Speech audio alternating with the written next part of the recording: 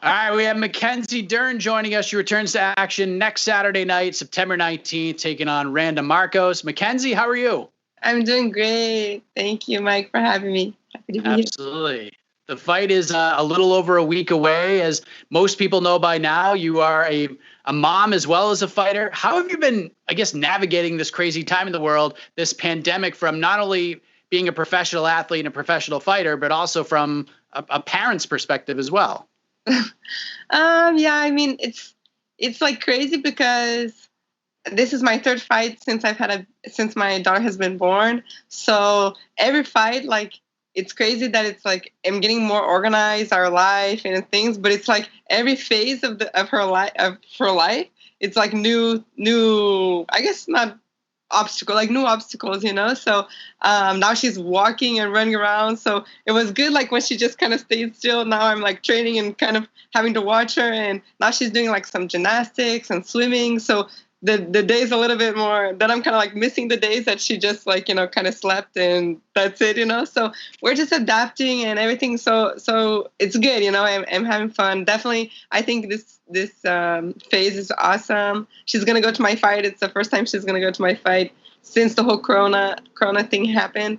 But it's crazy, like we want to take her to the playground, but then now I'm like, okay, baby, I don't want to get, don't want to get tested positive, So I'm kind of like having to hold her back a little bit the last couple weeks just to make sure the first fight, right, is to not get tested positive for corona is okay, and then focus the weight cut, and then focus on fighting Randa. I have a 7-year-old, so it's crazy to go from like baby stage and then just see them slowly evolving to like little people. Like even as babies, I mean, they're little people, but now they're walking and talking, you're conversing with them. It's crazy, right? Yeah, now she's starting to get like the molars, the big teeth coming in, so she's like trying to bite all the time. I'm like, it's crazy. So we saw you compete back in May. You took on Hannah Cyphers and you made some history with the first leg lock submission in women's UFC history. And you were coming off your first career loss. It doesn't get much better than that, does it? Yeah, it definitely was like, I don't think there's a better way to kind of come back from a loss, and like before the fight, Dana, he was in there, like kind of like not before the fight, but the day before after the weigh-ins, he was kind of giving a pep talk to all the athletes, and just saying like, man, we're the first sport back on TV, happening, So it's like, man, okay, so even though there's no crowd, it's like, man, it's almost better than like pay-per-view and all these things. Just everyone's watching, It's like tons of people are watching this. So I couldn't be happier to even be a submission. I think another girl, Ariane Lipsky, she got a leg lock maybe 3-4 weeks later, So like I barely made it, So I'm really happy that to come off a loss and kind of to have everyone watching right now, because everyone was at home, obviously. Now things are starting to kind of go back to normal, and be like a leg lock. I'm a jiu-jitsu girl, So it was really good to be able to come back from the loss like that. Like, okay, I'm still in it, guys. I'm still in it. Like, let's go, Was it kind of a different approach going into a fight coming off a loss? Like, and you've competed in the jiu-jitsu world for such a long time. It's not like you've never lost before in competition, but, in the MMA space, was there more motivation this time around, or did you kind of treat it as just another night in the octagon for you?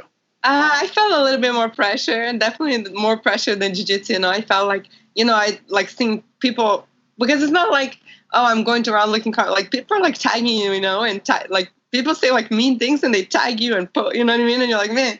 And people are just saying like, oh, if she doesn't win this, then she's really, never coming back, and so it was kind of a lot of pressure, and just, I was kind of like at the end of my contract with the UFC, so I really wanted to get a good impression, and I think was kind of like a personal thing too, like, okay, I came back early, 4 months. For me, I didn't feel like it was early, but a lot of people thought that it was early, so I really just wanted to show like, even though maybe I had that loss, and even if I was to lose to Hannah, I still felt I was meant to be there, so I really was just kind of feeling some pressure, like at least to do a good fight. And of course I wanted to win, so the leg lock was just some extra, so I definitely felt a lot more pressure though than jiu-jitsu. I think just the fans and media and even the UFC, it's a hard world, like just cut, the fans are like, okay, you don't have it anymore. And you're like, man, that fast. It's yeah, because so you have a new contract now? That was your last fight, so now you get a new one. Yeah, it was actually like this was with Randa was the last what would be my last one, but after my last fight we renegotiated for a new contract. So now I got some more fights in, so I'm excited. There you go. Congratulations on that. I assume you're happy with how this all played out? Definitely. I think that the leg lock, was a great great way for me to be able to negotiate better. And yeah, I mean, I'm really happy with how it worked out, and I'm excited for the new things that we're gonna do with the UFC.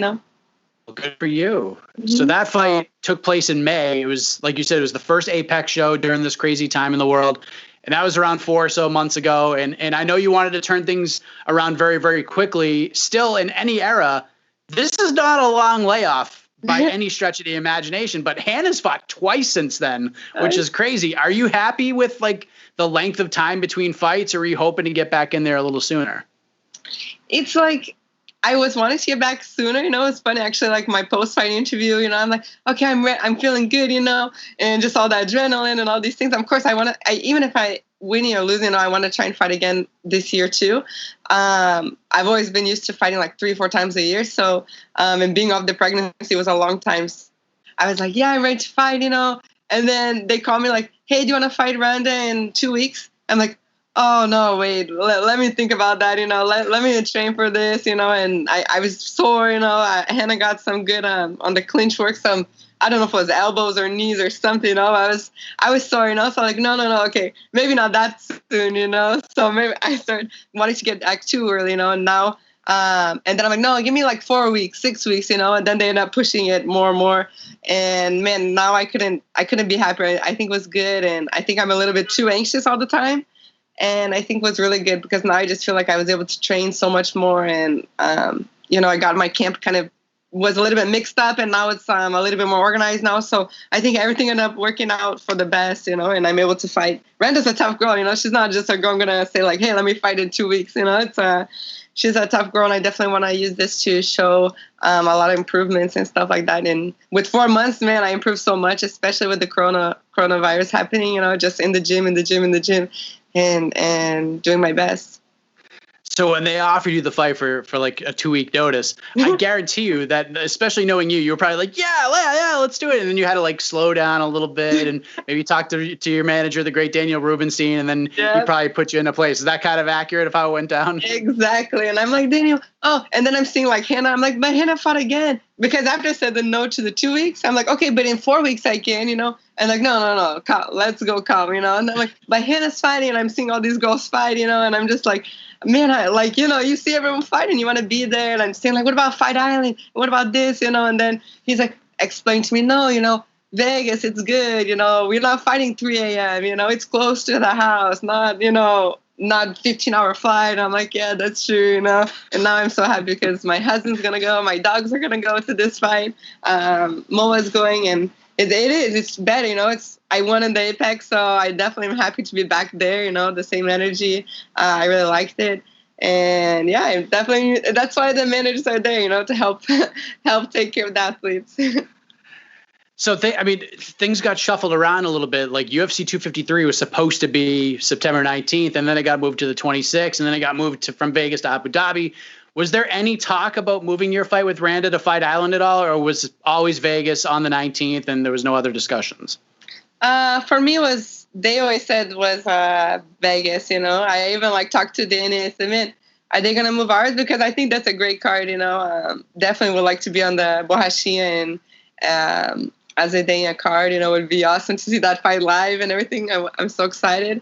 So I was really excited for them to be the main event. But then when he said, no, they pushed that one and yours is going to stay here. So, okay, like, that's fine, But from the beginning, they always said it was just going to be Vegas. Well, you still get Colby and Tyron Woodley. That's a crazy fight too, right?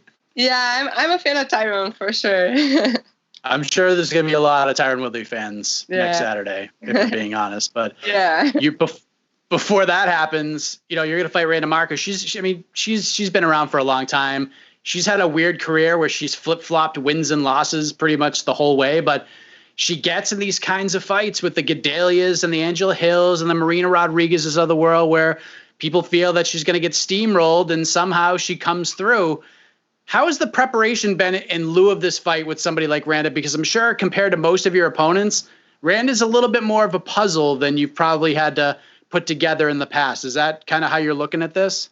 I mean, I think definitely she's the most experienced, and I think she's going to be the most, I guess, like, not scared fighter, you know? I think all the girls that fought me, I've always felt like I kind of respect, not that Randa doesn't respect me, no, I think for sure she'll respect me, but, you know, I just think she's seen it all. She's seen everything, you know? She's been, like you said, she's been, like, up and down the ring. She's been from the UFC, the house, you know, when they started the Strawweight division. So, man, there's nothing that's really going to scare her or anything like that about my name or about my jiu-jitsu background or anything like that. So definitely coming into this fight is just kind of being prepared to show her, like, hey, I'm not scared either, you know, and I'm here to fight. And I know she's been up, but I haven't been up in the rings yet, you know what I mean? So I'm definitely hungry for this. I don't know how much she's hungry for, you know, for these wins and everything like that. I think for sure she loves to fight because she always puts on a show. But I definitely think she's had a long career, and maybe, you know what I mean? I don't know how much steam she has, like, to keep pushing forward and to have the motivation to just keep winning and winning and winning all the time. You know, it's kind of like, okay, win one and lose one, win one and lose one, and maybe it can be kind of tiring to do that. And I'm just, like, going up right now. Yeah, because, I mean, compared to the Hannah fight, like, with Hannah, you just knew, like, all right, she's going to stand up, but if this fight goes to the ground at all, like, it's a wrap, and that's exactly what happened. But with Randa, it's kind of like, you don't know what the heck she's going to do, right? Like, she can do anything. She can take you down. Yeah, I know she's, like, a grappler, you know, like, in the MMA world, you know, so I don't know if she's going to want to grapple. I don't know if she's going to, I think she's going to want to, like, go the 3 rounds. For a lot of her fights, I've seen her, she goes the whole 3 rounds. She has, like, a good gas tank, like, you know, always throwing out those punches, kind of a weird style, like a little bit crossing her legs and throwing out some jabs. She knows her distance really good. Like I said, she's so experienced. Those are, like, things I'm learning to do now, you know. It's like find my distance and learn my range and how to, you know, see everything. So it's definitely going to be a great fight, I think, to see where I'm placed amongst all the girls, you know. Well, you're working with the right person to learn about range and distance, and that is with one Jason Perillo. There's always changes made between every fight, but I did watch your interview with a good friend of mine in the industry, James Lynch, and you know, you told him that you moved and started working with Jason, who obviously it's a perfect guy to work with in the striking game. But for those who don't know, and I know you've talked about this before, I mean, you have a great relationship with the team over at Black House, but the striking coach over there and your husband got into a fight. Like, did I hear that right? Like, what happened there, if you don't mind me asking? Yeah, I mean, Black House, man, they always have the academy open for me. All the guys, man, even just like I've been 2 weeks with Jason, I'm like already missing the guys. Like, man, I miss, like, from the amateurs to the pros, you know, just everyone's so hungry to win and help me out so much. So I'm definitely always going back there to visit them and say hi and train and do sparring sometimes. But yeah, just my ex-coach, Juan Gomez, I don't know what happened that he called us to go to the academy to talk. You know, I think he wasn't happy with bonus and stuff like that, like money-wise, for my last fight. And basically, I always, like, ask my coaches, like, hey, during camp, if you have anything, just talk to my husband, you know.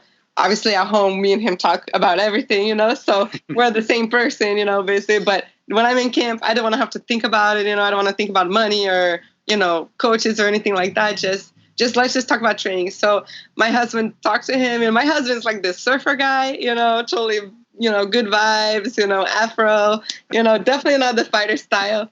And he went to go talk to him, and he's just like, no, if you want to come to the academy, come to the academy and we'll talk, and hung up. And we went to the academy and just, like, swept dirt onto my husband, pushed him, and then obviously my husband pushed him back, and then they just went into a fist fight. And I'm just what? Like, yeah. And it wasn't like a brawl, you know, crazy brawl. It was like a street fighter, technical fist fight, you know. They're like back and forth. My husband's like doing like feints, you know, and I'm like, man, where's he learning all this? You know, it was so crazy. And my dad is there, so because we were gonna have training, so they were like teachers and students, like other training partners, and I think they both kind of thought that they were gonna like separate this fight, and everyone's just kind of like, hey, 1-on-1, like let you know, my dad's there like trying to coach his son-in-law, you know. It's like, okay, turn to your right, you're doing good, you know, and they're like, boom, you know, fighting, and my husband did so good, and like, man, as soon as I saw that, like, man, my coach attacked my husband, like that just finished for us, you know. I love like Black House and everything they done for him, but like with that coach, I can't work with that, you know what I mean? It's like to attack, no matter how much, I don't know if you're mad about it because your bonus wasn't high enough or whatever, you know, like you just can't attack someone, especially when my husband's so humble and like with water and keys in the hand, like, hey, can we have that talk that you asked me to do? You know, it's like, man, I don't know what happened. So until today, we don't know exactly what pushed to that level. But yeah, like I said, it was, you know, it was about 2 weeks ago. So even though it's in the middle of the camp, like, man, I just feel so much at a better place. Like Coach Pat from the Ruka gym, Pat, they just opened their arms to me and accept me, and I just feel like in 2 weeks I've gotten so much better too, you know. So it's like a blessing in disguise. That is one of the most wild stories I've ever heard. That is so crazy. I assume. I wonder if that's happened more, you know, but people just don't talk about it, you know. But it's like, man, we did nothing wrong, you know, so we have nothing to worry about, you know. It's like, man, there's nothing to hide. It's just, I'm almost like, man, I can't believe my surfer husband had to like go through this, you know. I felt bad for him, you know. I'm sorry, baby, they had to go through this, you know. But he's like, no, I love you, baby. I'll do anything for our family. And that's just like, oh, I love you so much. Wow. Yeah. Unbelievable.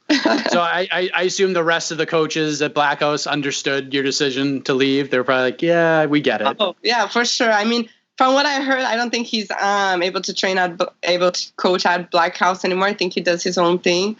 But yeah, like we said, he learned from Black House. He always says like, man, the doors are always open for you. And so I'm just because it's getting close to my fight, I'm just focused on my training at Ruka. But I definitely after the fight, I'm gonna like go and visit them and everything like that. But just want distance from my ex-coach. You know, don't want to be involved in anything like that. So yeah.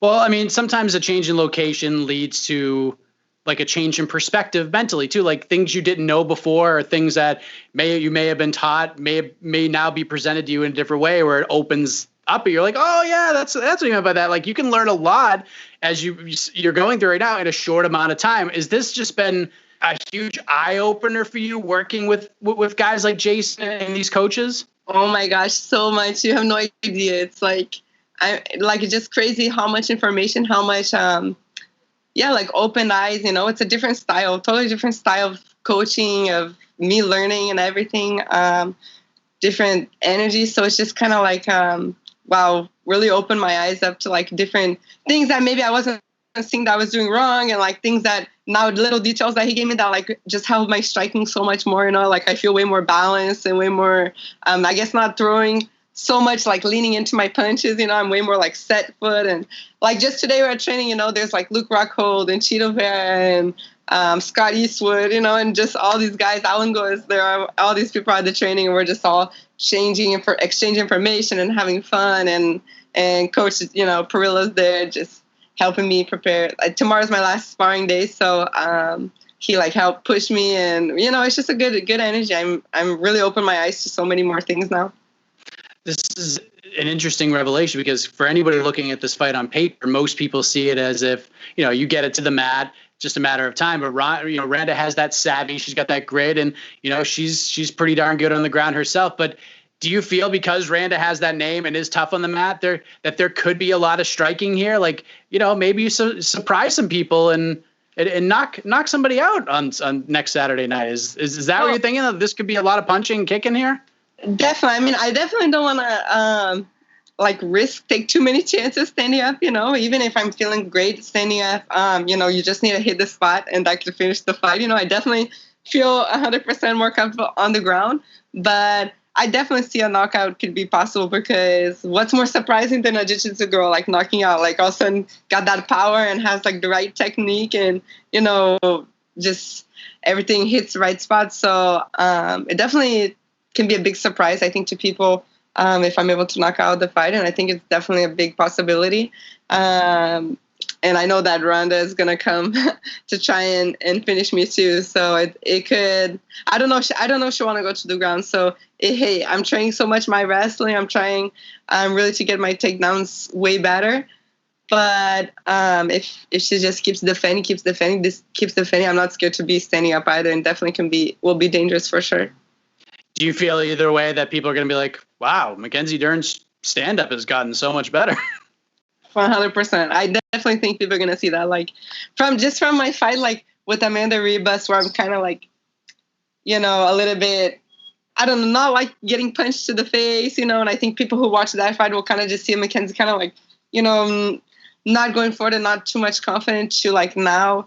They're going to see the striking a totally different. And I think they saw a little, I mean, it wasn't a lot in the Hannah Cyphers, you know, we didn't have that much striking, but I think, at least from what Bisping and DC would say, like, oh yeah, she has some sharp hands, you know. I think now it's going to be even more, like, easy for people to see, like, oh yeah, she's getting really better too, you know. So hopefully people will start to see me like all around fighter and think like, man, I want to get like 5 stars on the UFC game and everything like that. So.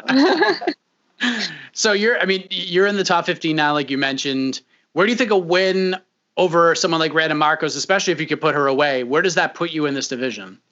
Oh, I don't know, you know, because until today I don't understand like 100% the rankings, you know, so I don't know like what exactly they look at, like the person you're fighting or how you finish and stuff like that. I don't know exactly their criteria, but man, if it puts me like to top 10, hey, that's awesome, you know, or at least puts me in the spot to fight someone in the top 10, then I'm happy, you know. So I think definitely if I get a knockout or submission, they'll I hope that they'll think like, okay, she's coming, you know, she's just coming up and she's like I said, growing up like this. So we'll see. Well, you're not alone. I don't think a lot of people understand the rankings, so I think we're in the same boat here. You mentioned Amanda Ribas. She's obviously been making a lot of noise these days, and from all indications, it looks like she's very close to putting pen to paper to fight Carla Esparza in December.